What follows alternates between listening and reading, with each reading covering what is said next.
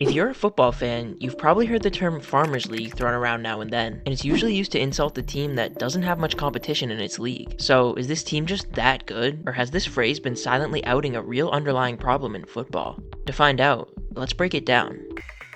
Okay, not like that. Growing up watching football and hearing this term thrown around every once in a while, my brain just sort of went to the literal interpretation of the term. I imagined one dominant team playing a bunch of farmers. Okay, maybe I didn't think they were all actually farmers, but I just assumed it meant that the majority of the teams in that league were starting 11 average Joes, whether that be amateurs or maybe semi-pros who had regular day jobs. But this, put simply, is just not the case, at least when looking at the major leagues in Europe. Let's take a look at the Serie A, for example. Even at the bottom of the totem pole, youth prospects, B-team players, and reserves are still earning a comfortable living. Their salary isn't as public or as accessible as the top earners in the league, but even those who haven't touched the pitch in Serie A this season are said to be earning anywhere from 40,000 to 50,000 euros on average. If the players have touched grass, aka made 2 or more appearances for their club, well, they'll be earning anywhere from 52,000 to 108,000 euros this season. And those are just the lowest earners. This is more than a comfortable wage for a young professional in Italy, where the cost of living ranges anywhere from 800 to 2,000 euros per month, depending on your city. That's around 10 to 25,000 euros per year. So now that we've set the precedent that there aren't a bunch of laborers with pitchforks running around the pitch, let's talk about what this really means. What the term Farmers League does do well is paint a good picture of the wealth inequality in these types of competitions. No, these players aren't living paycheck to paycheck or having to live off the land, but the difference in expenditure between the elite clubs and the bottom dwellers of the Serie A is pretty unbelievable. Tipping the scales is Serbia and Juventus striker Dusan Vlahovic, who earns a staggering 27 million euros each season. Not gonna lie, Juventus actually got scammed with this one. The Serb is followed by Lautaro Martinez and Paulo Dybala, earning 20 and 14 million per year, respectively. And after them is Jonathan David? Bro, Juventus have to be a money laundering scheme, because there's no way the two most mid, trampoline touch strikers are making more than the likes of Kevin De Bruyne and Barella. The important takeaway here is that there's far from an equal slice of the pie for each of the teams in the Serie A.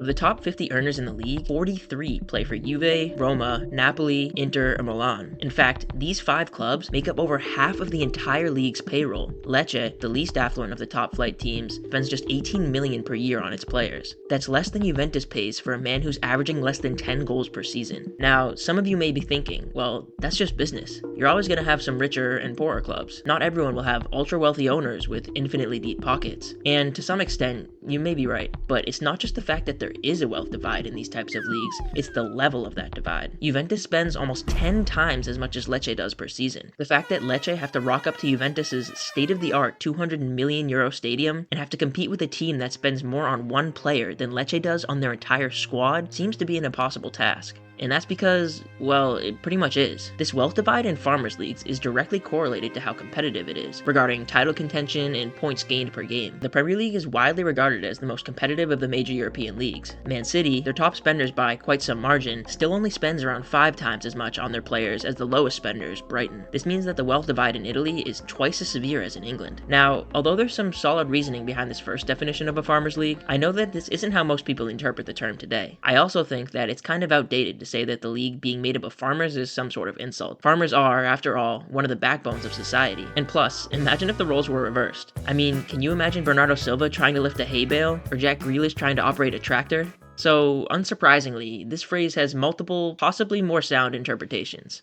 The second interpretation of the title of Farmers League is that the top team is farming 3 points every game, or even further, farming trophies. It's a critique of the lack of competition within a league, where you know who's going to come away with the title at the end of each season. For example, Bayern Munich have won 13 of the last 14 Meisterschalers, picking up 2.35 points per game in that time frame. Dortmund, the only team even close to them in this regard, have only picked up 1.97 points per game. The French Ligue 1 shows a similar lack of competitiveness, with PSG winning the league 11 times in the last 13 years. They've picked up 2.26 points per game in that time frame, followed distantly by Lyon's 1.74. These are insane numbers over such an extended period of time. I mean, it's not like there are any outliers here. You can't earn more than 3 points per game. Yet here, PSG and Bayern are putting nearly 2.5 points in the bag per game. It's like a farmer picking carrots or milking a cow. You know it's gonna get done, and done with ease. This is why people often criticize these domestic leagues, saying that they're boring and inconsequential. And unfortunately, they have a point. But the one benefit from this, I will say, is that when another team does manage to win the title, against all odds, it is all the more spectacular. The fact that Bayer Leverkusen were able to take the title away from Bayern for the first time in over over a decade without suffering a single loss makes the feat all the more impressive. We truly may never see a Bundesliga spectacle like that ever again. I mean, is it crazy to say that this is almost up there with the Leicester City's miracle season in 2016?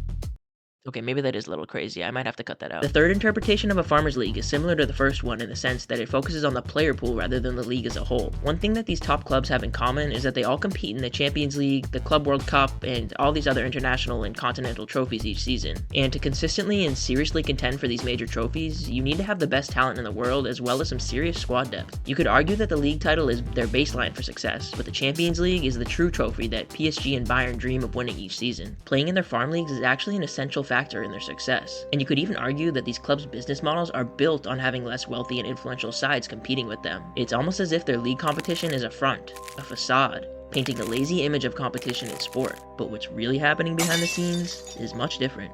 That's right, the Bundesliga, Liga 1, and countless other leagues across the world have developed into talent factories, showcases for small teams to show off a few talents who will inevitably be scooped up by the same powerhouse clubs each season, absorbing them like a game of Slither.io. They have way too much pull and way too much money to be denied. After all, these young prospects dream of playing for the Bayerns, the Real Madrids, and the Juves of their league. So, considering the domestic title is pretty much theirs before the season even begins, the matches prove to be more of an exhibition, a networking event, than anything else. And the evidence is right in front of us. Take a look at Bayern's signings over the years. Robert Lewandowski, Matt Hummels, Mario Götze, Rafael Guerrero, just a few of the many scooped up from rivals Borussia Dortmund. Also, speaking of rivals, make sure to check out my video on every league's biggest rivalry here. Jonathan Tah, their new star center back, picked up from the same Neverlusen side mentioned earlier. Konrad Leimer, bought up from RB Leipzig, Joshua Kimmich and Goretzka, snatched up from Stuttgart and Schalke, and the list goes on. If you're an up-and-coming talent in the Bundesliga, congrats. You've just won yourself a one-way ticket to the Bundesliga All-Stars.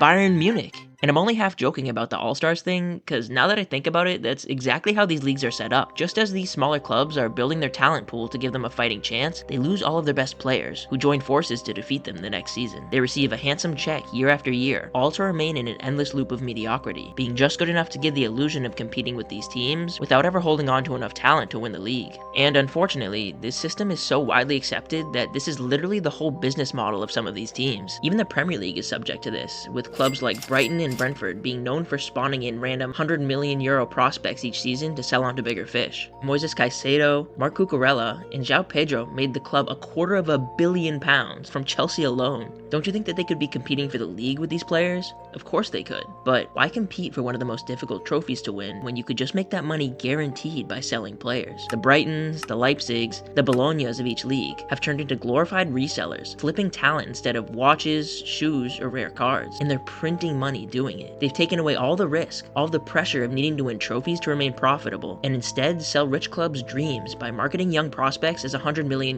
gold mines. So, is this just a natural evolution of the game? Will this gap in riches and trophy hoarding continue to increase? Or is there a solution to this? Well, for starters, I think we should look at some of the American sports. Yeah, nothing I haven't heard before. Just hear me out for a second. I know that the US isn't the first country that comes to mind when thinking of leveling the playing field, especially in terms of money and power, but they've actually taken some interesting steps in limiting a Farmers League-like structure in their sports. One of these steps is by setting up a draft each year in which every team in the league are given a draft order based on their standing and performance over the past couple of years. It varies sport by sport, but it typically involves the worst teams getting higher draft picks in order to level the playing field the next season. This would solve the issue of the wealthiest clubs becoming a sort of all-star team, since the best prospects typically begin their careers at lower teams. This is also good for the development of young talents, as they get significantly more playing time and experience at a young age, kind of like how young players are sometimes sent out on loan in football. However, I don't think this is a practical or reasonable solution for European footy for a number of reasons. First of all, this wouldn't mix very well with the youth systems already in place. All of these professional clubs already have their own academies to foster their own talent and sell players to other clubs for profit. You would have to separate the academies from their parent club if there were to be a true draft type setup, which just wouldn't be reasonable. Also, there isn't much of a central collegiate system in football outside of the US, which is necessary for there to be a draft class. Footy is simply too big, too international, to create just one draft class each year for all clubs to choose from. In addition to this, there are different tiered leagues, such as the Premier League through the EFL League 2, which would further complicate things. Also, there aren't any age limits in place like there are for most American sports today. So, long story short, although it would be fun to watch a Premier League draft each year, it just simply wouldn't be feasible. So for now, we're just gonna have to stick to drafts in Fantasy Premier League. Another sport that uses a lot of its resources resources to combat this is the MLB. For starters, the transfer market is nothing like it is in European footy. Well, actually, there isn't a transfer market at all. You don't see a team buy a star player for $100 million and then spend $40 million for a few up-and-coming prospects. The shuffling around of players works a lot differently, mostly in the form of player trades and free agents. You can't just splash some cash on a player from another team who has a few years remaining on his contract. Instead, you propose a trade involving one or more of your own players. This is super effective in preventing teams from hoarding all the talent in the league, because players aren't just assets you can buy. You have to give up some of your own players in return. Now, I know that this is technically a thing in football as well, but you very rarely see this happen in this day and age. And in the off chance that you do see a player trade in football, there's typically a substantial add-on fee that you see in the player swap, negating its effectiveness in preventing talent hoarding. But unfortunately, unlike the MLB, football is an open system comprised of different competitions around the globe, whereas the MLB is a much more closed system. Almost all of the best players in the world are traded strictly within this one league, making contracts and trading much less complicated. But the most realistic of these solutions may come from something that's already in its earliest stages of implementation in the Premier League. The idea of a salary cap was scrapped after much debate, possibly proposed due to an influx of American ownership and investors in the Premier League over the past decade. The modified version of this cap on spending is set to begin in the 26-27 season, and it's something, I guess. Instead of a strict salary cap, the Premier League has decided on a squad cost ratio rule. From 2026 to 2027, clubs can spend up to 85% of their football revenue on wages, transfers, and agent fees. It's somewhat of a limitation, sure, but when you consider how much more revenue teams like City, United, and Liverpool make compared to the bottom half of the table, I don't think this will make much of a difference in the long term. Another issue unique to European footy is that there are multiple professional leagues competing for talent and viewership, unlike football or basketball in the United States that just have the NBA or the NFL. This means that, say the Premier League were to install a strict salary cap, they would run into the problem of their talent pool fleeing to one of the other major leagues in Europe, or say a Saudi Arabia, rewarding the leagues with fewer restrictions, and making it impossible for the Premier League to compete. So it would have to be an all or nothing type of deal, and getting every major league to agree on these types of restrictions just isn't a possibility. So although leagues such as the Prem are trying to get something in place to reduce the wealth gap, this likely won't change things much in the near future. Football is too big of a sport to be ran like these single league monopolies in America. There's simply too much competition around the world. So for now, many of these major leagues will continue to see the same team run away with the title each season, picking up the best talent along the way. But hey, there's always hope for an underdog to do the unthinkable. What do you think the best solution to this would be? I'm curious to hear your thoughts below. If you could leave a like and subscribe, it goes a huge way in supporting the channel. Thanks as always for watching. YouTube thinks you'd also like this video. See you in the next video. Peace.